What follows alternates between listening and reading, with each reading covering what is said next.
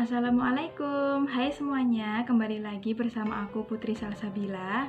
Hari ini aku mau sharing-sharing lagi, cerita pengalamanku lagi seputar ikhtiarku dalam menghadapi persalinan. Buat yang penasaran, pastikan jangan skip videonya ya, siapa tahu bermanfaat buat kalian.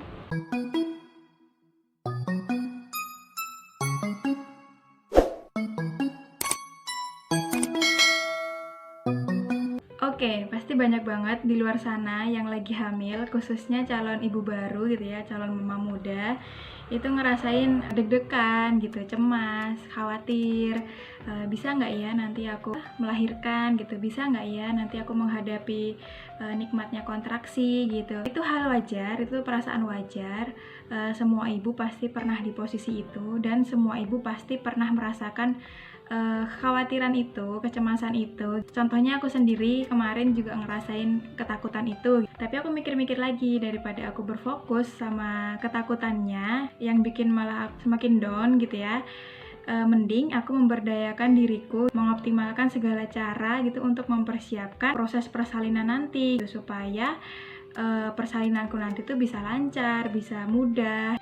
Langsung aja, ikhtiar yang pertama dan yang paling utama yang aku lakukan adalah berdoa.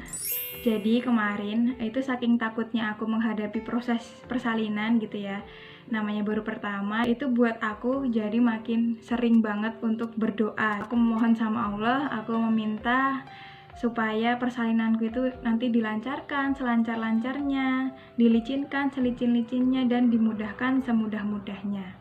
Aku juga minta gitu ya, supaya buah hatiku nanti itu dilahirkan dalam keadaan sehat, normal, tanpa kurang suatu apapun.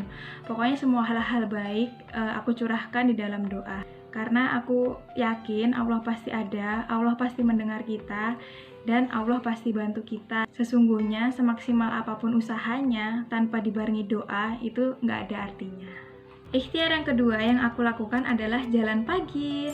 Jalan pagi adalah olahraga yang ringan dan sangat dianjurkan untuk ibu hamil, apalagi ibu hamil yang sudah usia kandungannya itu sudah tua gitu, perutnya sudah kian membesar, itu kan ruang geraknya sangat terbatas ya. Jadi olahraga ini baik banget untuk ibu hamil, apalagi ibu hamil yang menjelang persalinan, karena olahraga ini bisa memperkuat otot panggul sehingga sangat berguna untuk memperlancar persalinan. Dan kalau pagi hari kan udaranya masih segar tuh, masih minim polusi gitu. Nah, itu sangat bagus banget buat ibu hamil dan kebugaran tubuh kita. Tapi jujur aja kemarin aku jalan paginya itu bisa banget dihitung jari ya, saking jarangnya. Maaf, jangan ditiru. Tapi aku punya cara lain. Jadi aku tetap jalan-jalan, cuma bedanya aku jalannya di dalam ruangan gitu. Aku ngelilingin ruang tamu itu berkali-kali. Kelebihannya kalau aku ngelakuin hal ini, aku bisa jalan-jalannya itu sampai 4 kali sesi gitu. Jadi pagi, siang, sore, malam gitu. Dan sekali sesinya itu aku bisa 10 sampai 15 menitan. Intinya sering jalan kaki aja, cuma yang paling dianjurkan untuk ibu hamil adalah jalan pagi. Ikhtiar yang ketiga yang aku lakukan adalah senam hamil. Aku mulai rutin senam hamil itu saat usia kandunganku sudah memasuki usia 7 bulan. Tepatnya saat dokter bilang bahwa kepala si dedek bayi ini posisinya sudah di bawah.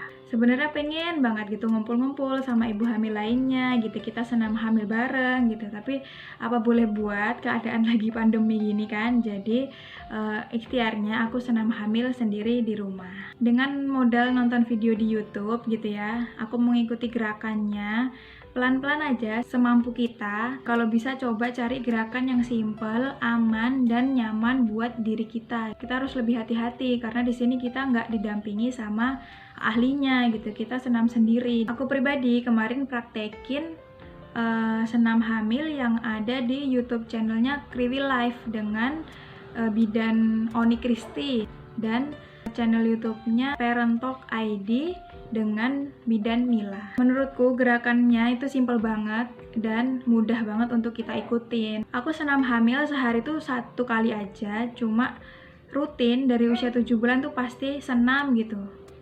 Setiap harinya tuh sekali pasti senam. Entah itu di pagi, siang, atau malam hari sebelum tidur. Karena semakin tambah usia kehamilan kita itu kan badan kita semakin lelah, sakit-sakit punggung. Nah, senam hamil ini buat aku pribadi sangat membantu aku banget mengurangi sakit-sakit punggung aku. Ikhtiar yang keempat yang aku lakukan adalah mengkonsumsi kurma. Nah, ini aku udah pernah jelasin di videoku sebelumnya, banyak banget manfaat kurma untuk ibu hamil menjelang persalinan gitu. Dan pengalaman pribadiku tentang kurma ini, aku cerita sedikit aja di sini ya. Jadi aku mengkonsumsi kurma itu sehari 1-3 butir. Aku konsumsi full selama sebulan menjelang HPL gitu. Dan alhamdulillah terbukti banget.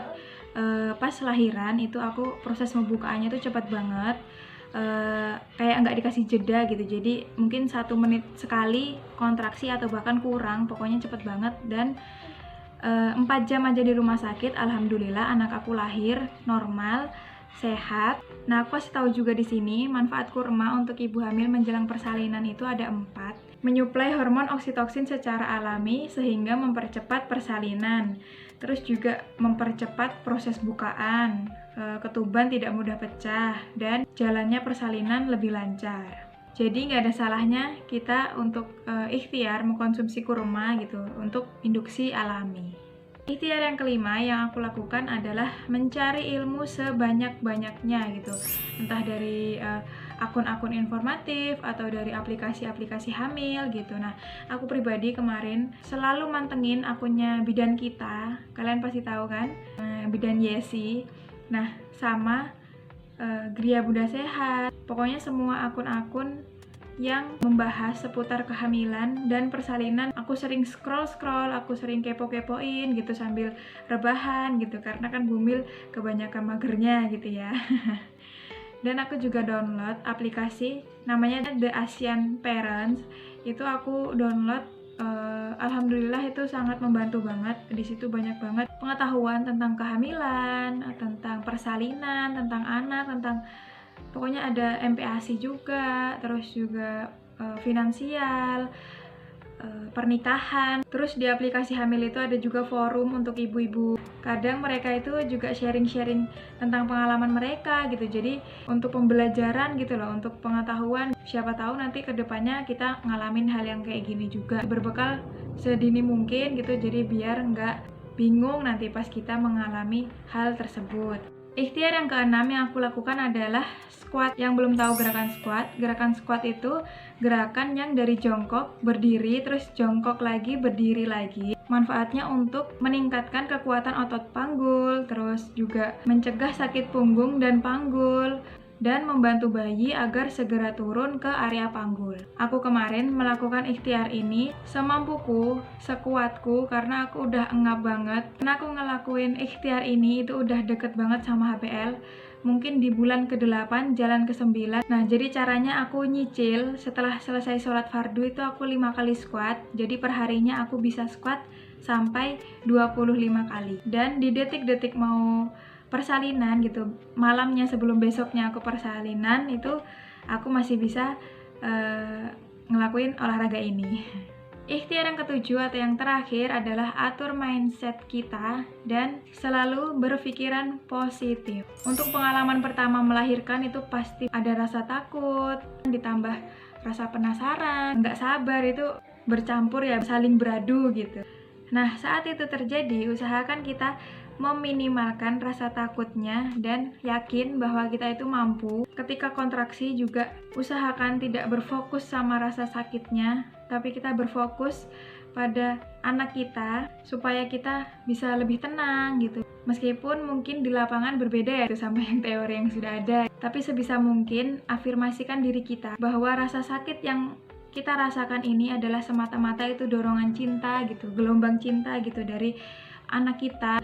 Dia juga nggak sabar gitu mau ketemu sama uminya. Dia juga berjuang, berusaha keras gitu untuk bisa segera ketemu uminya.